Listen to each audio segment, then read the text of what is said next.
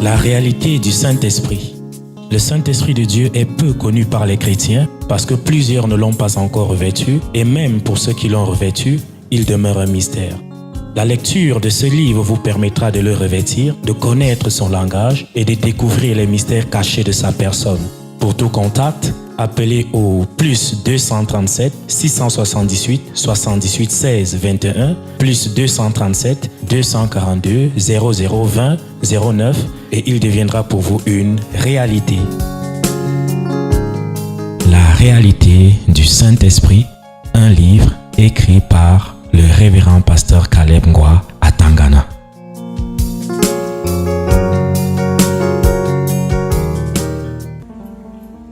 À Dieu soit toute la gloire. Au nom de Jésus. Amen. Prenons nos Bibles dans l'évangile selon saint Matthieu, chapitre 7.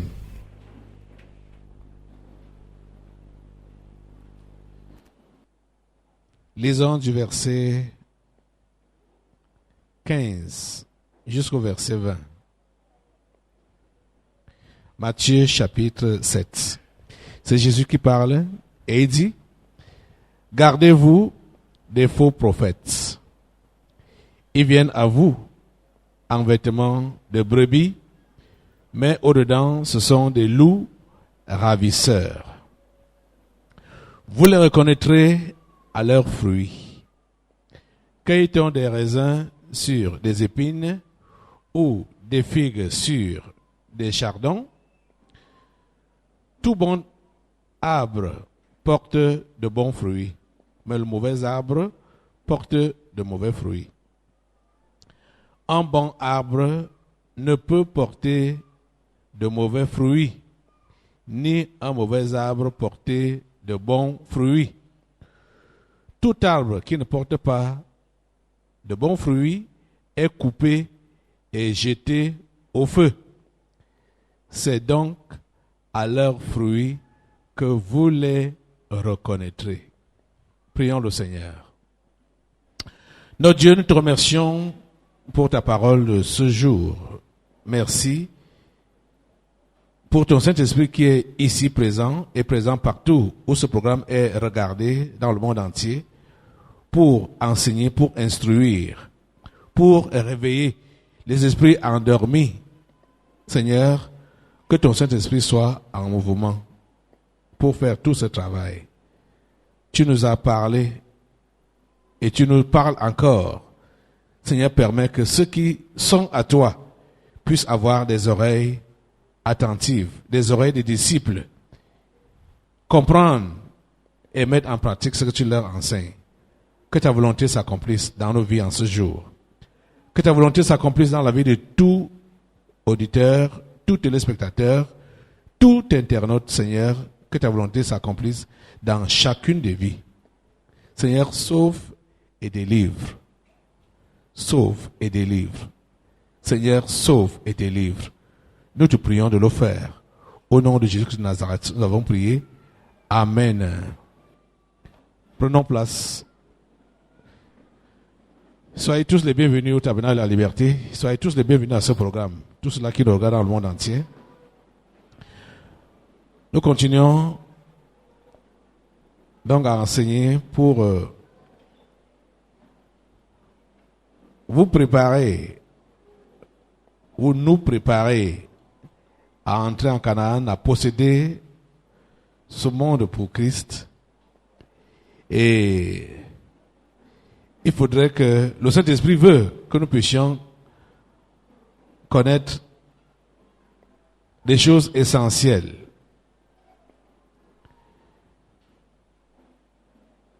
Depuis le début du mois jusqu'à dimanche passé, nous étions en train, à partir même du séminaire, de voir qu'il était important pour nous autres chrétiens d'être greffés sur Jésus, qui est le vrai cep.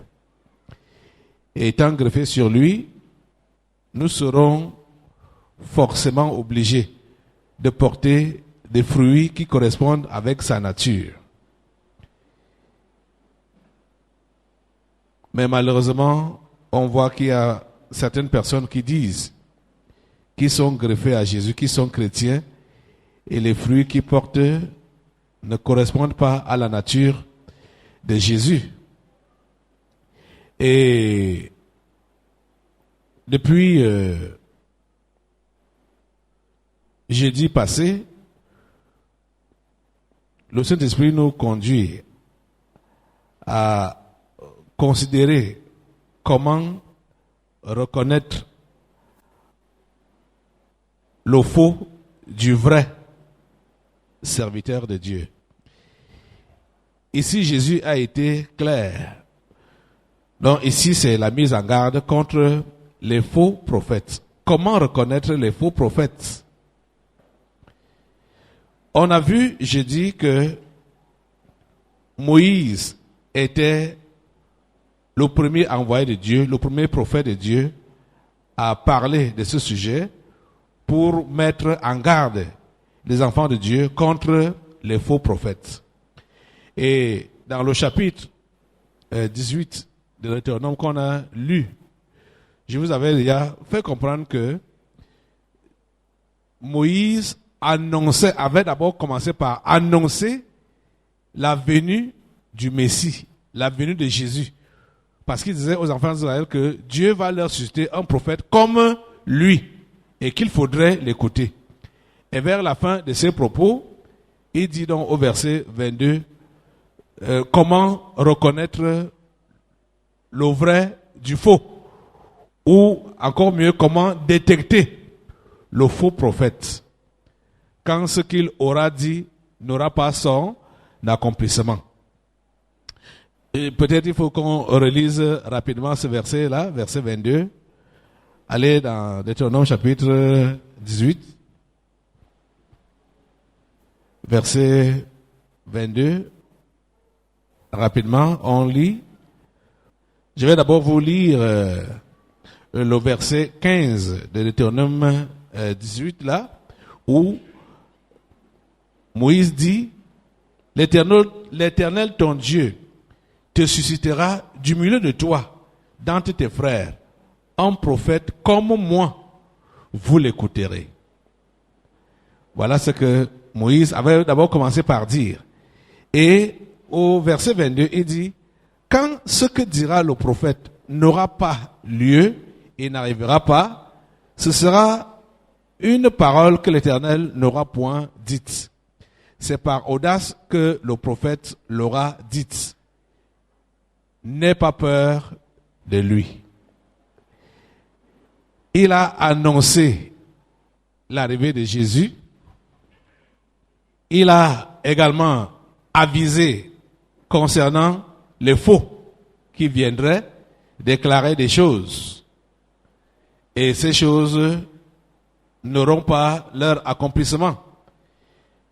En évoluant, ça c'est le petit résumé de jeudi, en évoluant, on a compris avec l'enseignement de Jean que il ne s'agit pas seulement des prédictions, mais il s'agit aussi de l'enseignement, donc de la doctrine. Parce qu'aujourd'hui, il peut arriver que le faux prophète dise quelque chose qui peut se réaliser. Ce n'est pas parce que ce qu'il a dit et qui s'est réalisé qu'il va changer sa nature de faux prophète en vrai. Donc, il faut suivre ce qu'il enseigne, sa doctrine, donc sa ligne éditoriale de l'évangile. Il faut suivre cela et c'est par là que tu sauras s'il est de Dieu ou s'il ne l'est pas. Parce qu'il ne suffit pas juste de dire que voilà, il m'a dit ceci, il m'a dit cela. Écoutez, je ne sais pas, je vais, pour vous autres qui avez déjà connu ce milieu et qui êtes enseignés ici, peut-être vous avez visité, peut-être certains d'entre vous ont eu à visiter ces faux milieux-là, où ils ont eu à écouter ces faux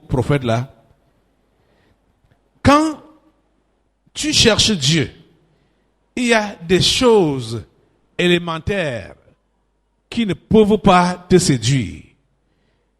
Des choses sans valeur qui ne peuvent pas te séduire. Même quand on va dire que c'est des révélations, c'est des prophéties, accurate prophéties, machin, tout ça là. Mais, par exemple, ce qui se passe chez ces gens-là, ces faux prophètes-là, là-bas dehors, ils font des choses pour impressionner. C'est un peu comme avant de me convertir. J'ai assisté à une scène de magie dans une boîte de nuit. Et vous savez que les chaînes de magie, ça, c'est juste pour impressionner. Ça ne change personne. Ça ne change personne. La nuit là, le magicien prétendait qu'il coupe sa main avec la machette. Il a pris la machette, une machette bien aiguisée. Et il a commencé à couper, on a commencé à couper sa main. On voyait comment la machette entrait. Bon, c'est ce que nos yeux prétendaient voir. Que la machette est en train d'entrer dans sa main. Et il fait des grimaces comme s'il avait mal. Il fait des grimaces comme s'il avait mal. On coupe, il fait comme s'il avait mal. Vous voyez comment ça s'enfonce là, ça s'enfonce. Bon. Après donc tout ça, on enlève, on ne voit pas la blessure. C'est pour faire quoi? Impressionner, non? Ça a donné quoi à celui qui a vu ça? Ça lui a donné quoi? Rien du tout. C'est juste pour impressionner. Et une autre scène qu'il avait eu à faire, c'est je sais pas, c'était soit sortir l'oiseau d'un panier ou d'un chapeau, un truc de ce genre-là. Et l'autre, c'était pour sortir les bonbons. C'est-à-dire, il vous montre les récipients vides comme ça, là. Bon, il fait ses incantations et tout ça, là. Il sort. Ça, c'est pour faire quoi? Impressionner les gens. Je vous dis que c'est les mêmes méthodes qu'on utilise dans ce qu'on appelle soi-disant église aujourd'hui. Ces faux prophètes-là, pour impressionner les gens. Quelqu'un est pécheur, il a besoin du salut, il a besoin de Jésus. Il vient dans ton église. Tu vas commencer à lui dire sa date de naissance. Ça sert à quoi? Ça donne quoi? Ça va donner quoi à ce pécheur-là ou à cette pécheresse-là?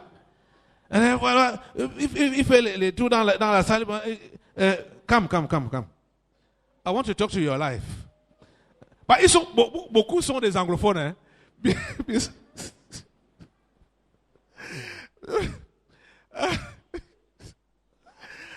Mon Dieu. Aujourd'hui, c'est quelle date encore là? Je vais juste prendre la date aujourd'hui. Aujourd'hui, c'est quelle date? Hein? Le 25, bon, I can see the 25th of March. 25th of March. 25 mars. Ah, c'est mon anniversaire. Ah. C'est voilà. C'est ce que le badaud ou la badaude là va dire que c'est mon anniversaire. Et puis quoi? Hein? Et puis quoi? Il a donné la date de mon anniversaire. Hein? Ouais, ok. Maintenant, I can see when I'm moving in the spirit.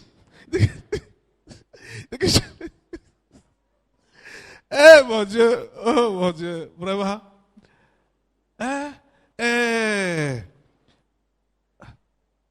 Il donne un nom là. Disons, bon, Martha B. Lui-même dit Martha Benda. Hein? C'est mon nom. Okay. Et puis, hein? Ça va changer quoi dans la personne là? La personne qui est bourrée de péché, hein? Et ce dont il a besoin, c'est le salut. Tu vas lui donner sa date de naissance, son anniversaire, tu vas lui donner son nom. Ça va changer quoi dans sa vie? Ça va changer quoi dans sa vie? Et on va dire que c'est les prophéties. On sait, nous on a su ça ici, que ils ont et des serpents et la femme blanche, toujours la femme blanche, qui leur dit, c'est-à-dire qui leur dit les choses qu'ils doivent dire. Soit, s'ils n'ont même pas composé avec leur Ocha et consorts pour prendre les renseignements sur les uns et les autres, ou même monter consciemment les gens pour prétendre qu'ils prophétisent sur leur vie, c'est ceux qui ont pratiqué, ceux qui ont touché au mysticisme, travaillent avec les esprits impurs. La femme blanche, le squelette d'une femme blanche, qui peut leur écrire les noms des personnes, les noms de leur rue, leur donner même le numéro de leur maison, jusqu'à ouvrir leur frigo pour voir qu'ils ont 2 carottes dans le frigo. Et que c'était 4. Ils ont préparé avec 2 hier. Et puis, ça va donner, ça change quoi dans la personne là? Vous voyez? Donc, c'est juste des révélations pour impressionner. Pour impressionner. Ça change quoi? Ça donne quoi? Vous voyez donc que pour les gens qui ne cherchent pas Dieu, ils vont juste se laisser impressionner par ce genre de choses-là. Vous voyez? Vous dites, ah, il voit, hein? Ah, il voit, hein? Ah, il voit, hein? Va là-bas. Il va voir ton problème. Il va voir quoi? Ta date de naissance? La rue où tu habites? Le numéro de ta maison? Et après? Vous voyez? Les gens sont impressionnés par ça. Hein? Je vois dans ta poche, il y a 2100 francs dans ta poche. 2100 francs dans ta poche. Même le tumbou, tout le monde peut faire ça. On fouille dans cette salle, on va trouver quelqu'un qui a 2100 francs dans sa poche. Hein? Est-ce que je vois dans la salle, il y a quelqu'un qui a 2100 francs dans sa poche? Hein? C'est quel genre de révélation là-bas? Quel genre de prophétie là-bas? Ça va changer quoi à cette personne-là qui a 2100 francs dans sa poche? Vous voyez ça? Donc, ce n'est pas des révélations qui comptent nécessairement. L'enseignement et les fruits que le prophète ou le prédicateur porte. Vous voyez que Moïse était le premier personnage, le premier prophète à avertir les enfants de Dieu qu'il y aura d'autres faux prophètes qui vont venir. Et il a donné des signes. Comment les reconnaître? Et vous voyez que celui de qui il a prophétisé disant que il viendra après moi. Dieu va l'envoyer, il viendra après moi. Vous devez l'écouter. Il s'agit de Jésus qui vient aussi et qui enseigne dans le même sens, avertissant son peuple contre les faux prophètes. Jésus l'a fait. Et vous savez que lui-même, on le considérait comme un faux, on l'appelait Belzébul. Mais c'est lui qui parle ici. Et il dit, gardez-vous des faux prophètes. Ils viennent à vous en vêtements de brebis, mais au-dedans, ce sont des loups ravisseurs. Les amis, ce n'est pas en apparence qu'on connaît un faux prophète. Il y a parfois certains qui vont dire, vous allez donc voir comment ceux qui sont faux là veulent détecter les faux. Comme celui de Jesus Christ TV, lui dit que moi je suis faux parce que j'ai dit Jésus de Nazareth. Donc sur les apparences, vous voyez non? Jésus a dit que ce n'est pas par les apparences. En ce qui concerne les apparences, ils ont les apparences soignées. Les apparences soignées, impeccables. Mais Jésus dit que ce n'est pas les apparences que vous allez voir. Au-dedans, ce sont des loups ravisseurs. Ce n'est pas les apparences. Il y a certains parmi eux, quand vous les écoutez, bon, pour ceux-là qui ne maîtrisent pas bien la chose de la Bible, vous penserez qu'ils enseignent bien. Vous penserez qu'ils enseignent la parole de Dieu. Or, ils sont en train de la tordre. Ils sont en train de la tordre. Il faut seulement, parce que, et voilà la chose qu'ils ont mis sur pied pour divulguer ça partout. Ils ont fait croire aux gens, aux uns et aux autres, que les serviteurs de Dieu sont suscités par Dieu et chacun a un message. Vous comprenez, non? Ils ont fait comprendre, apportez-moi le tableau, que les serviteurs de Dieu, disons qu'ils peuvent être, prenons un exemple, 10. Donc, chacun aura un message. Donc, quand vous allez donc les entendre enseigner dans leur domaine, ça veut dire que c'est le message que Dieu lui a donné. Donc, c'est pourquoi il n'évolue que dans ce domaine-là. Ah! Vous voyez comment ils ont dévié l'évangile? Ils ont dévié l'évangile. Ça ne correspond pas à la parole de Dieu. Ça ne correspond pas à la doctrine biblique. Parce que quand vous allez donc voir certains de ceux-là concentrés sur un aspect des vérités bibliques, vous devez comprendre que ils sont faux. Pourquoi? Parce que la Bible, Dieu n'a pas choisi les gens pour leur donner à chacun un message particulier. Non.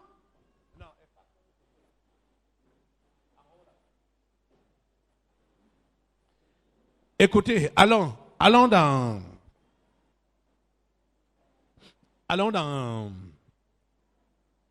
Galates.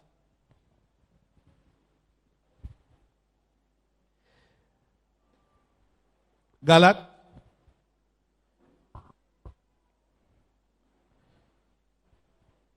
Chapitre 1. Galates chapitre 1.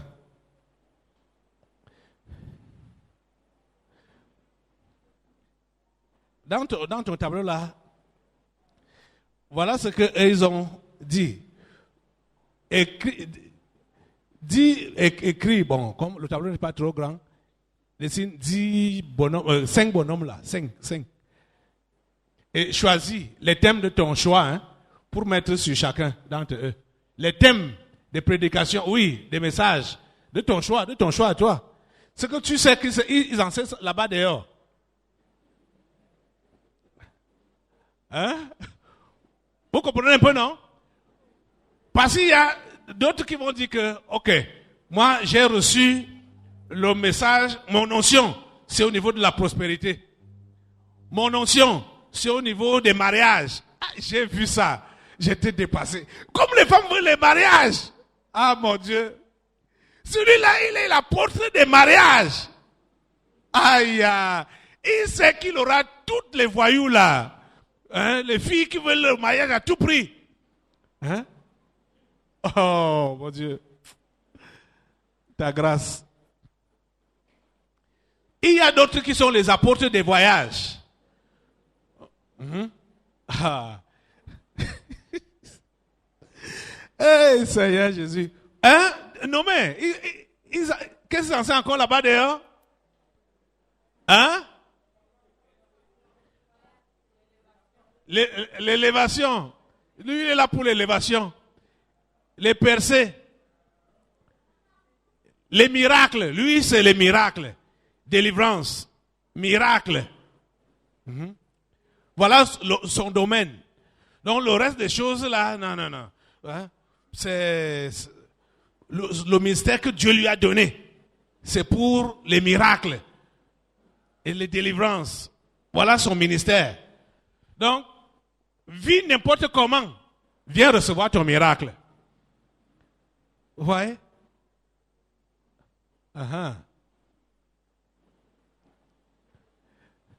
Ils sont 4 déjà. Ici, la délivrance, ça va avec guérison, hein, avec miracle. Il y a même les enfants. Ils donnent les enfants. Il y a ceux-là qui sont spécialisés pour donner les enfants. Spécialisés pour les femmes stériles. Et vous allez, mon Dieu, et vous allez constater que c'est eux-mêmes qui donnent les enfants là, hein. Aux femmes stériles. Tu vois que tu es stérile depuis longtemps. Moi, je suis l'élu de Dieu. Hein? Et ils ont les cliniques. Les cliniques en consultation privée. Oh Seigneur, ta grâce et ta miséricorde. Ta grâce.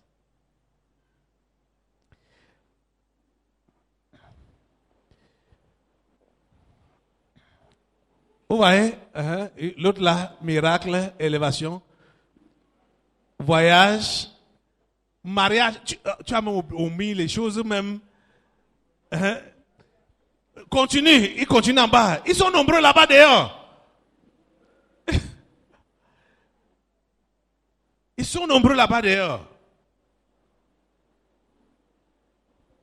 Et chacun dont va dire que voilà, mon ministère à moi c'est tel ministère. Hein? Je suis là spécialisé pour les voyages.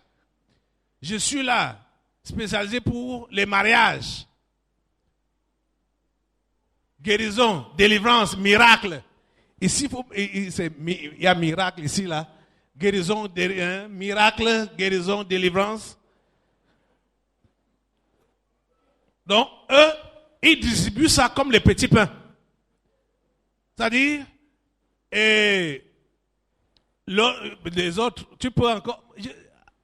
En bas, d'autres, ça c'est sur les têtes d'autres. Hein? C'est les têtes d'autres faux prophètes là.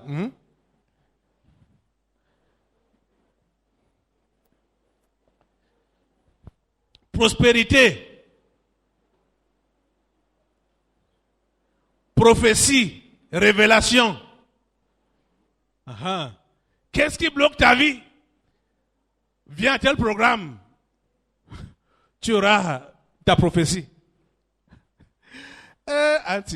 J'ai lu dans un journal l'autre qui défie ses collègues pour dire qu'eux ne sont pas des vrais prophètes.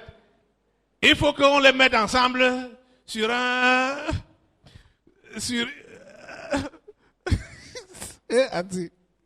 Allez, qu'on les mette sur une table, soit télé, radio, tout ça là.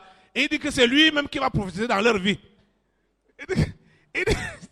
Non, l'histoire là devient comme si la prophétie, ça doit couler n'importe comment, n'importe quand. Aïe! Oh mon Dieu!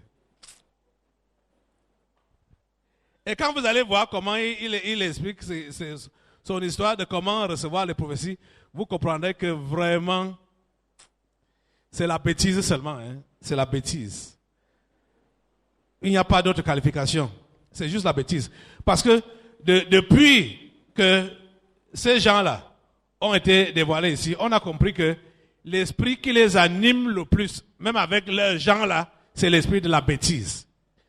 Parce que eux-mêmes font des choses vraiment comme... vous sentez que ces gens-là n'ont plus le cerveau en place. Et même les gens qui manipulent, vous comprenez qu'ils n'ont plus le cerveau en place. C'est seulement la bêtise. Que tu veux vraiment aller au ciel.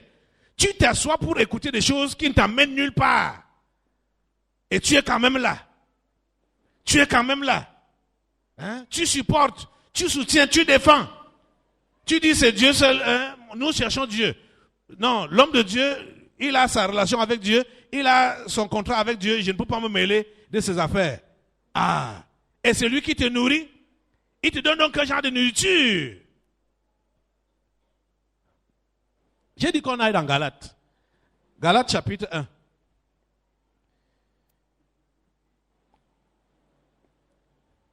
Les Galates ont été victimes des visites des faux prophètes. Et Paul a été au courant. C'est à cette occasion qu'il a écrit cette lettre. Et il dit, je m'étonne que vous vous dites, je ne vous ai pas donné la référence. Galates chapitre 1, à partir du verset 6. Il dit, je m'étonne que vous vous détourniez si promptement de celui qui vous a appelé par la grâce de Christ pour passer à un autre évangile. Vous comprenez? Écoute, et Paul dit, verset 7, non pas qu'il y ait un autre évangile, mais il y a des gens qui vous troublent et qui veulent renverser l'évangile de Christ. Il y a combien d'évangiles? Il y a combien d'évangiles? Il y a combien de messages? Il y a combien de révélations? Il y a un seul évangile, c'est l'évangile de Christ. Donc, dire aux gens que quand le Seigneur appelle, il va donner à certains l'évangile de la prospérité, l'autre l'évangile de la délivrance, miracle, guérison, l'autre l'évangile de la stérilité, l'autre l'évangile des prophéties, l'autre, ça a déjà faussé les données. Il y a un seul évangile, c'est Christ. Le message doit être centré sur Christ et sur lui seul. Et Christ et lui seul agit dans tous les aspects selon son enseignement et non selon notre choix ou notre positionnement. C'est Christ qui doit être annoncé. C'est Christ qui fait les miracles. C'est Christ qui donne les enfants. C'est Christ qui donne les maris ou les femmes. Mais tout cela est donné dans ses principes et non selon la volonté de celui-là qui dit qu'il prêche. Vous comprenez? Tu ne peux pas recevoir la bénédiction de Dieu sans accomplir les conditions qu'il demande pour que tu reçoives sa bénédiction. Ce n'est pas possible. Donc, il faut s'aligner à l'enseignement de Christ d'abord pour recevoir n'importe quelle grâce que tu aimerais avoir de la part de Dieu. Et quelqu'un va donc dire que lui, il est le distributeur d'une grâce particulière sans passer par les conditions imposées par Christ. Ça veut dire qu'il est un faux prophète. Vous comprenez? Quelqu'un qui vous fait voyager, sachant que vous partez vous prostituer en Europe. Il dit que vous voyagez. Vous partez en Suisse. Vous partez en Libye. Pour aller faire quoi? Pour aller se prostituer. Et il bénit ton voyage. Il dit qu'il t'ouvre la porte. Il sait que tu voyages, tu n'as rien à faire pour devenir délinquant là-bas, sans papier en Europe. Et il dit que je te bénis. Quand tu vas arriver là-bas, pense à l'église. Pense à ton origine et tout ça là. Déjà, je l'ai déjà dit ici, vous autres qui avez des enfants ou des parents qui ont voyagé illégalement pour l'Occident, et ils arrivaient là-bas, ils ont même fait les papiers dans l'illégalité. Vous cautionnez ça. Vous êtes d'accord avec eux. Vous êtes même content. Vous êtes fiers que vos enfants sont là-bas. Vos parents sont là-bas. Ils font cela. Ils ont voyagé comment? Ils sont installés là-bas comment? Dans la fausseté. Et vous êtes fiers de ça? Ce n'est pas normal. Ce n'est pas normal. Si tu veux que cet enfant-là, ou tes parents-là, se convertissent vrai, il faut leur dire que le chemin que vous avez emprunté était mauvais pour faire ce voyage. Vous comprenez? Mais pour ceux qui disent qu'ils ont l'onction de la percée, et ils donnent aux gens de percer dans les voyages n'importe comment. Si tu veux percer dans le voyage, tu as ça. Percer dans les affaires, tu as ça. Et dans les affaires, de quelle manière? En fraudant, en volant, en mentant, en trichant. Donc, la vie chrétienne, la vie d'intégrité, de sanctification, que le Seigneur, que l'évangile de Christ demande n'est même pas exigé chez tous ces prédicateurs qui prétendent qu'ils sont focalisés dans un domaine que le Seigneur leur a donné. Le Seigneur, entre guillemets, leur a donné. Il y a un seul évangile. Il y a combien d'évangiles? Un seul évangile. L'évangile de Christ. Et quand on dit l'évangile de Christ, ça veut dire son enseignement complet. Sa bénédiction, sa guérison, sa grâce, son élévation, ça ne peut pas venir dans nos vies si nous n'avons pas rempli les conditions qu'il demande de nous. Toutes les bénédictions de Dieu sont au conditionnel. Il prévoit bénir, mais toutes ces bénédictions sont au conditionnel. Il y a des conditions qu'on doit remplir. Il ne nous donne pas ces bénédictions à volonté, à souhait, ou par l'onction surnaturelle d'un soi-disant serviteur de Dieu. Ça ne se passe pas comme ça. Ça ne se passe pas comme ça.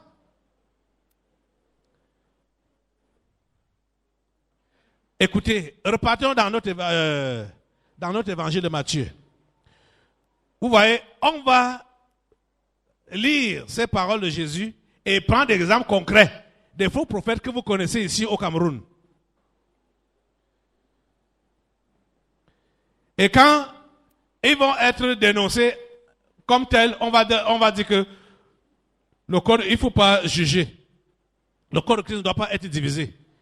Mais un faux prophète ne fait pas partie du corps de Christ, à ce que je sache. Le corps de Christ n'est pas mélangé du faux. Hein? On est d'accord? Jésus dit quoi? Gardez-vous des faux prophètes. Ils viennent à vous en vêtements de brebis, mais au-dedans, ce sont des loups ravisseurs. Un loup cherche à faire quoi? À ravir, à manger la brebis. Et Jésus dit clairement au verset 16 que vous les reconnaîtrez à leurs fruits. Vous les reconnaîtrez comment? À leurs fruits. Les actes qu'ils posent. Les fruits qu'ils produisent. Donc, que ce soit enfant de Dieu ou enfant du diable, que ce soit serviteur de Dieu ou serviteur du diable, on les reconnaît tous par leurs fruits. Vous les reconnaîtrez à leurs fruits. Vous savez que Jésus a enseigné clairement. Lisez dans Matthieu toujours 19, là, quand il enseigne sur le divorce, le célibat et tout ça là. Et les apôtres ont relayé, l'apôtre Paul, plus précisément, dans 1 Corinthiens chapitre 7, quand il enseigne sur le mariage. L'enfant de Dieu n'est pas autorisé à divorcer. Le chrétien n'est pas autorisé à divorcer. Jésus avait donné une bémol quand il parlait que sauf pour impudicité, fornication.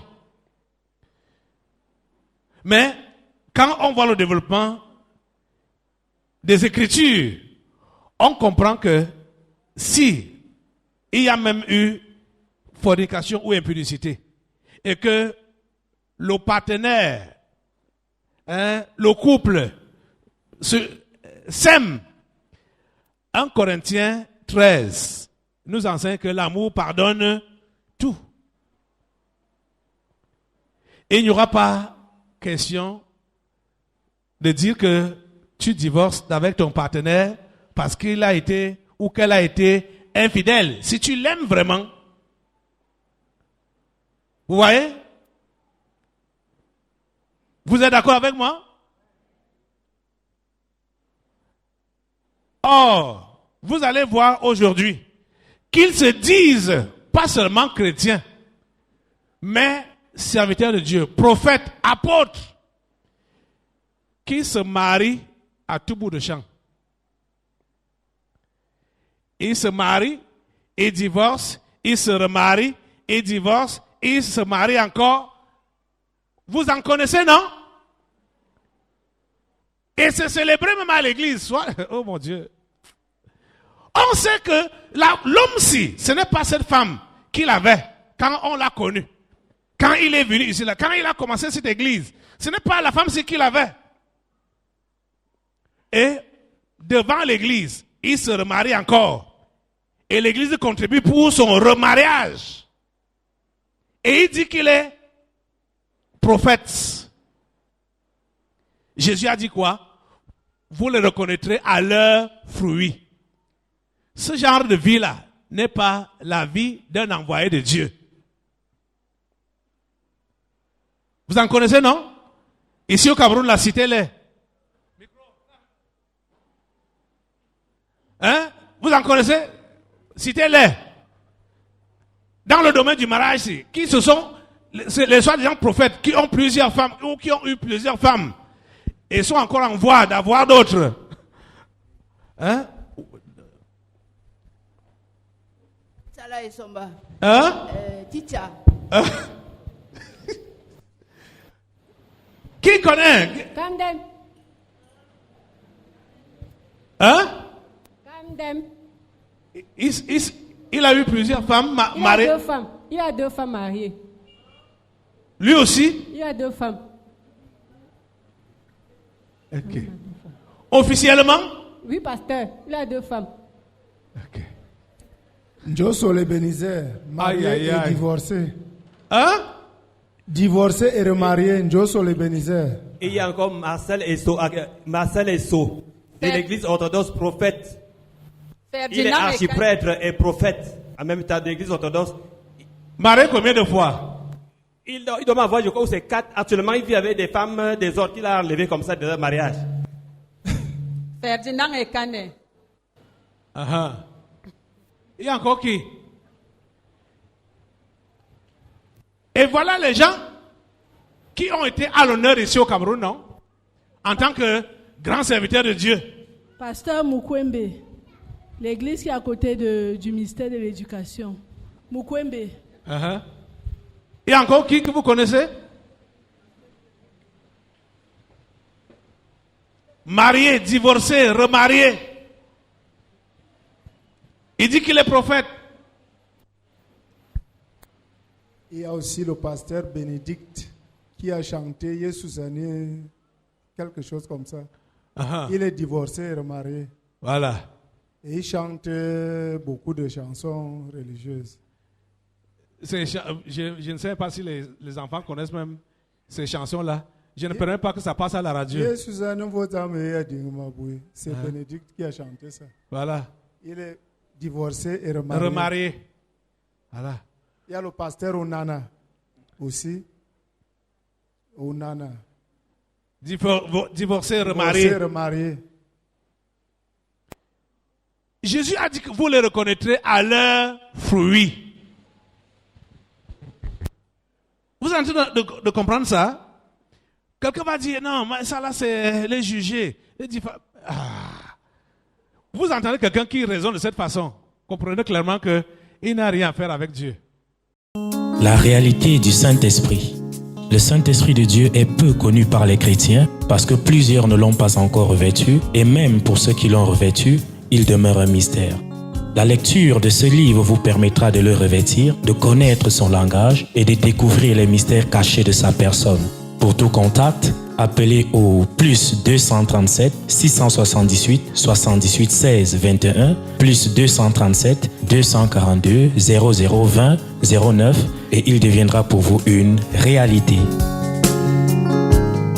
La réalité du Saint-Esprit, un livre écrit par le révérend pasteur Caleb Ngwa à Tangana.